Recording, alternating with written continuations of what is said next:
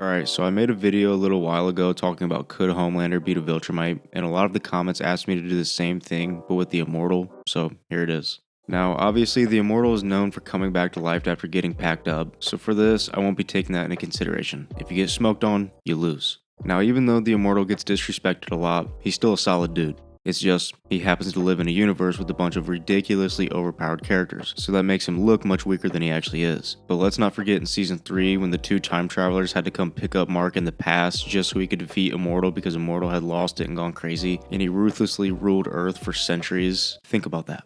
Centuries. And no one on Earth could take him out. But the twins tell Mark that after Immortal personally took out 10 cities, people started to rebel against him. The twins also told Mark that they tried everything. They don't get too specific, but I assume they used more than just guns and knives. They probably used some serious explosives. Maybe they also built some advanced weapons like a ray gun, and that must not have worked either. The twins then tell Mark that since none of that worked, they built a time machine and started looking for solutions in the past. And when they came across Invincible fighting while they tried to steal the Declaration of Independence, they knew he was the one.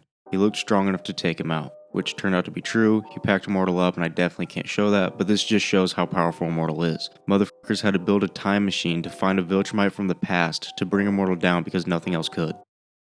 That's crazy. So yeah, Immortal's pretty legit. But Homelander's no joke either.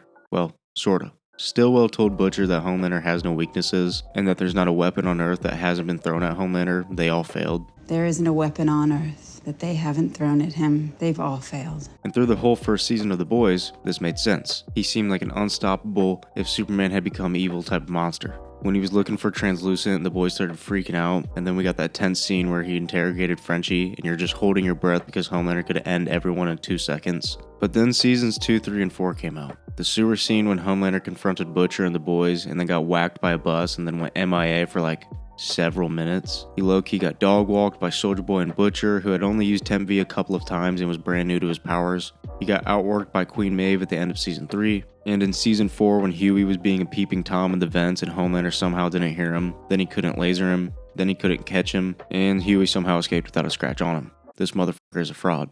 But I can't take all of this into consideration because some of it is just blatantly bad and inconsistent writing. So I think the best thing to do is look at a couple of fight scenes for each character and look at how well they did and take into consideration how strong the opponent is to get a gauge on how a fight between the Immortal and Homelander would go. So let's first take a gander at Immortal's fight with Omni-Man in episode 7. Immortal is brought back to life by the Mauler twins and immediately goes after Omni-Man.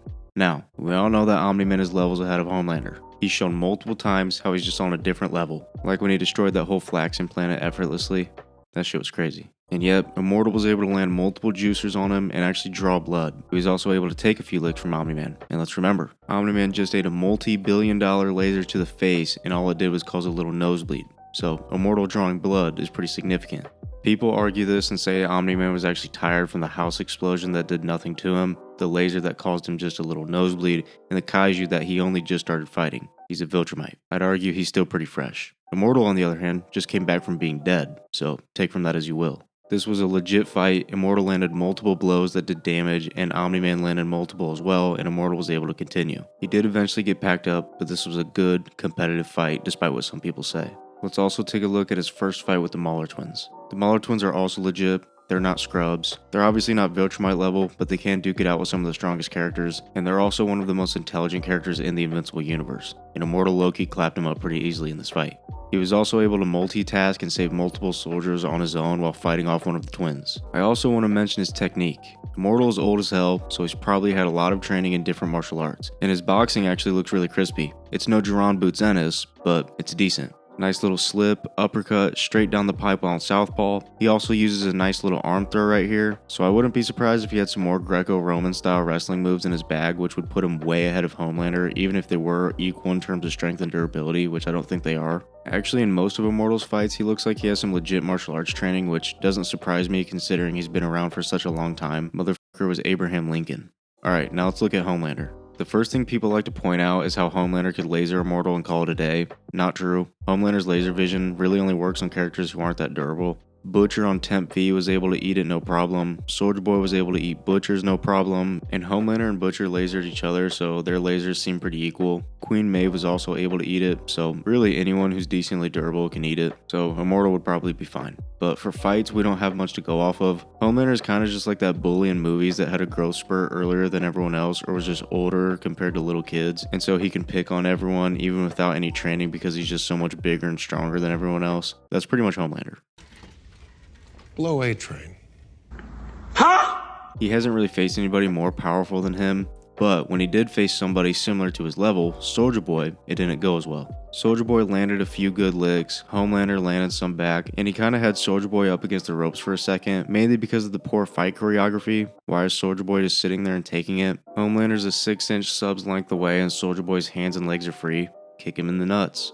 Gouge him in the eyes. In this position, he could grab the back of Homelander's head, get him in a clinch and throw a knee up the middle and or a straight right hand, but instead, he just does nothing. People say, well, it's because they're both untrained, but Clark was untrained and yet he was kicking ass in Man of Steel against Kryptonians on his level, so no excuses. Then Butcher comes in and they kind of wipe the floor with Homelander for the most part, and from the fight, it's clear none of them know how to fight, so it's looking pretty good for my boy Immortal right now. Let's jump to episode 8 when Soldier Boy, Queen Maeve, and Butcher confronted Homelander. Soldier Boy was able to grab Homelander's face and hold him there while Maeve and Butcher came to help, and Soldier Boy kept him there while charging up to fry him. So yeah, that's embarrassing. Embarrassing! Wouldn't let that shit happen to me though. Another fight to include would be when Queen Maeve beat his ass. Homelander for the first couple of minutes was going light, but after a while he actually started trying and was still getting dog walk for the most part. But you know what? Comparing an animated show to a live action show is never going to be fair. So let's include the 8th episode of Diabolical. Apparently it's canon, so fuck it, let's have a gander. In this episode, I personally think we actually get to see Homelander's power a little better. He knocks this chick back and wraps this metal railing around her with ease. This guy runs into Homelander and he's like a brick wall. The guy bounces off and breaks his nose, but keep in mind, these are just regular humans. He stumbles upon a bit of a situation and we see Homelander has some legit super speed and he runs around and disarms everyone. But this speed is probably equal to Immortal's. We've seen him move pretty fast, and also Homelander has never used this speed again. Some shit goes down and eventually Homelander starts fighting Black Noir. And Noir, without super speed, was able to evade Homelander for a little while. One thing led to another, and the chemical plant blew up in a massive explosion and Homelander was completely untouched. But so was Noir. And this random chick. So this doesn't help Homelander's case very much. A scene I forgot to mention but I feel is pretty important for Immortal is his fight with that Invincible variant during the Invincible War. I talked about this fight previously and how Immortal kinda got embarrassed by this variant, but I totally forgot that he was actually fighting this variant for a long while. The episode showed us earlier that they were fighting in the desert, so Immortal could have been holding it down and fighting this variant for days. So even though Immortal recently has been on a bit of a downslide, he's still a solid hero, and in my personal opinion, I think he would beat Homelander relatively easily. Immortal has held his own against much more powerful characters. He looks like he has actual training. He seems to be stronger and more durable, and win, lose, or draw, he puts everything on the line every time. Can't say the same for Homelander. When he heard Soldier Boy was alive, he was hallucinating him and was shaking in his boots. He's fought characters that I assume are much weaker than Immortal, and they were able to actually hurt him and get the best of him, so I think Immortal would take this fight pretty soundly. But that's just my opinion. Obviously, there's no way of telling who actually wins, because this is all fake. The only one who really knows is the writer. But let me know your thoughts on this in the comments below, and also let me know what videos you guys want to see next. But that's all I've got for you guys today, so I'll see you in the next one.